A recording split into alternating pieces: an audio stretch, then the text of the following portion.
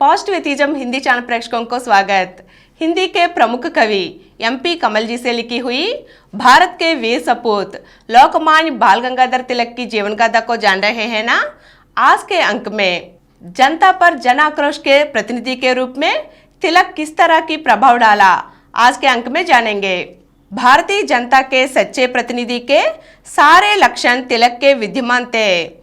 जनता की आवाज को राष्ट्रव्यापी बनाकर उसे प्रशासन तक ले जाना और समाज सुधार से जुड़े कार्यों को पूरा करना ही उनकी पत्रकारिता का उद्देश्य था।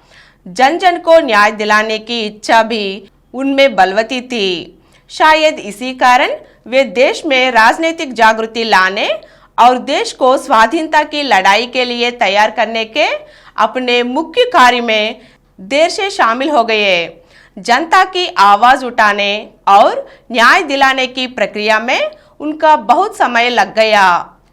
तिलक का यह मानना था कि अन्याय अशांति का जनक है। जहां अन्याय होगा वहां शांति की स्थापना नहीं की जा सकती।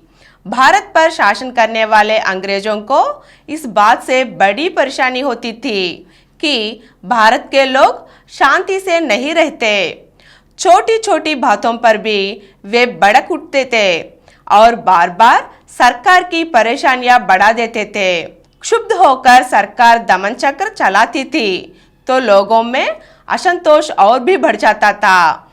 बल प्रयोग से अंग्रेज कभी समस्या सुलझ नहीं पाते थे, फिर भी अपने शासक होने के अहंकार में बार बार बल प्रयोग करते थे और भारतीय जनता की नजरों में गिर जाते थे।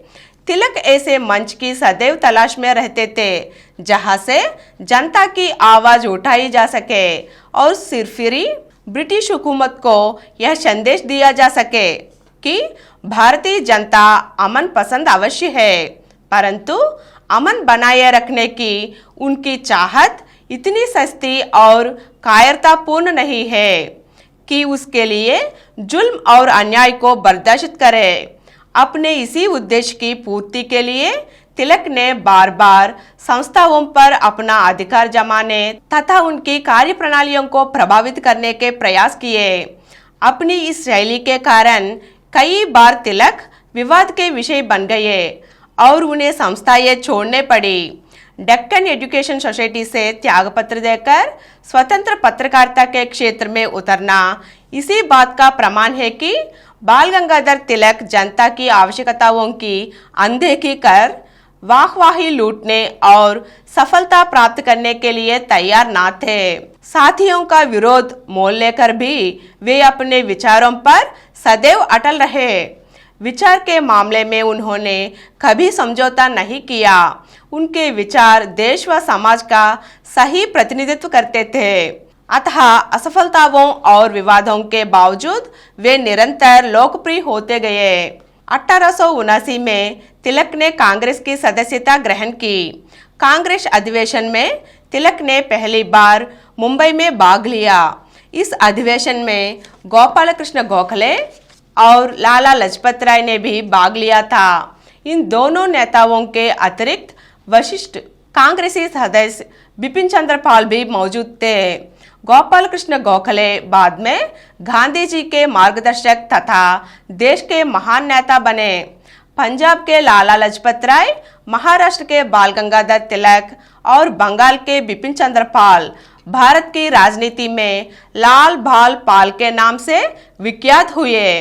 अपने ओजस्वी विचारों तथा उग्र जन प्रतिनिधित्व के कारण भारत की जनता ने इन तीनों नेताओं को विशेष आदर प्रदान किया। इन नेताओं की शक्ति इतनी बढ़ गई थी कि अंग्रेज इनके नाम से डरते थे। अगले अंक में नागपुर में क्या हुआ हम जानेंगे। धन्यवाद।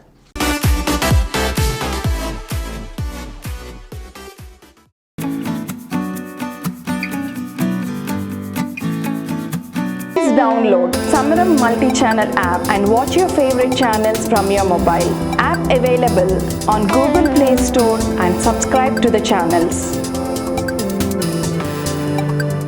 For more videos, please subscribe to this channel Positive Atheism and activate the bell icon.